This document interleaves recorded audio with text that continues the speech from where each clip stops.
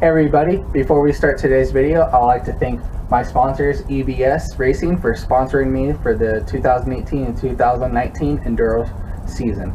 Thank you guys so much for all that you guys have done for me. I won't let you guys down. What's up, everybody? Thanks for coming back to another TC downhill video, and today I got a new bike. Been planning this and building this for a long time, and for those who do not know what this company is a Banshee Rune, and Banshee Rune or Rune, it's one of the two. With it being French over there in Canada, because this is where this bike is made, is in Canada, they pronounce their R's and I's really similar. So from at least what I was told, I could be wrong on that. But let's get back into the bike, shall we? So first of all, the really cool thing about this bike is that it is compatible with 26-inch tires and also to 27.5. I currently have 27.5 tires front and rear. I'm not going to be that guy with a 26 rear and a 27.5 in the front. No, it's not me. Well then, with that being said, with 26-inch components, I can put so much components on this from my old bike, which is exactly what I did, is that I put a whole bunch of components that I had on tank and I put it onto my Banshee Rune.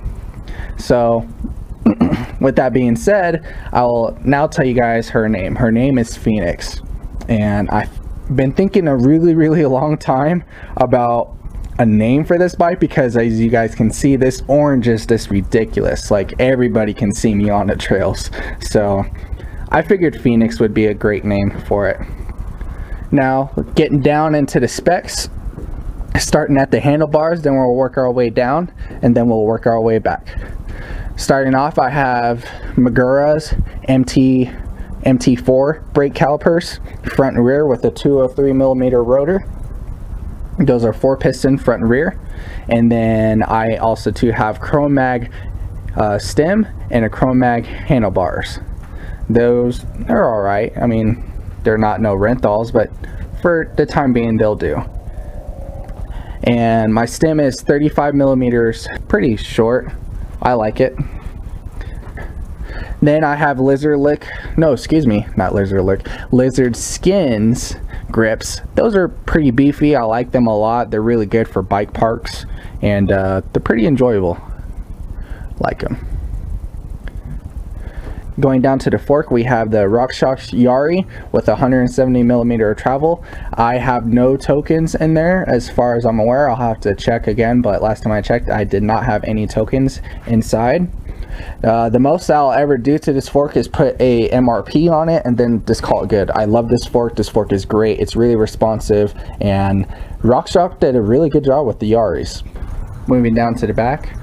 Actually, wait, before we get to the back, I have a seat dropper post now, and I didn't clamp it on. It's just barely hanging on, but I have a seat dropper post now. It's the Fox Transfer, and I love it. It's so much better than I used to have. I'm enjoying it so much. Now going down to the rear shock, I have a Crane Creek double barrel air, and this rear shock is pretty awesome. I'm liking it.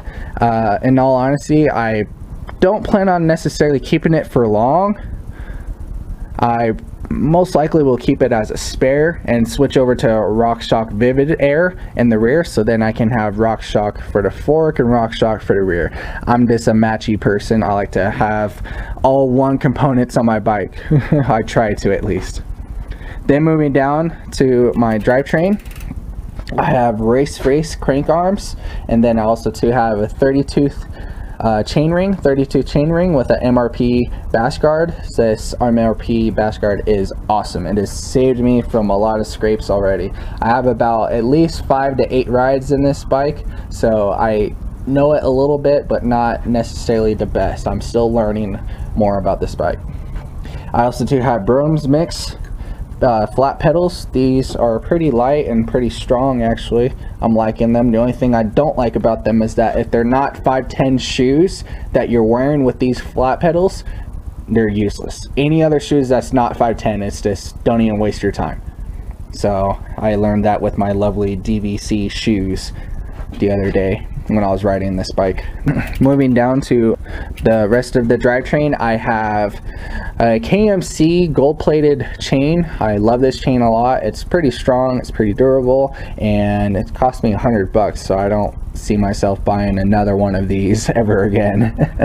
And also too, I have an 11-speed cassette SRAM actually, and it's a SRAM NX, and I'm actually liking the SRAM. It's something new. I usually ride Shimano, but I've been doing a lot of tweaking, a lot of research and all, and I finally got it to be responsive and as quick as a Shimano. And it will never be a Shimano, but at the end of the day, it shifts fast and it does its job. So I'm proud and I'm happy with that, and that's all that matters. As long as I can shift my gears in between while I'm riding, that's all that matters.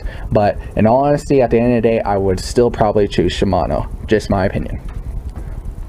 And this is the NX derailleur. This has no clutch on it, but that's completely okay with me. And the cool thing about SRAM is that the whole lock on here, this little button here, I can just bring the derailleur back and just lock it into place. It's pretty awesome. I like that little feature about SRAM. And then moving down to my wheel set, I have WTB. Oops, probably should pick that up. Okay, stay, don't move, stay. Good tarp, good tarp.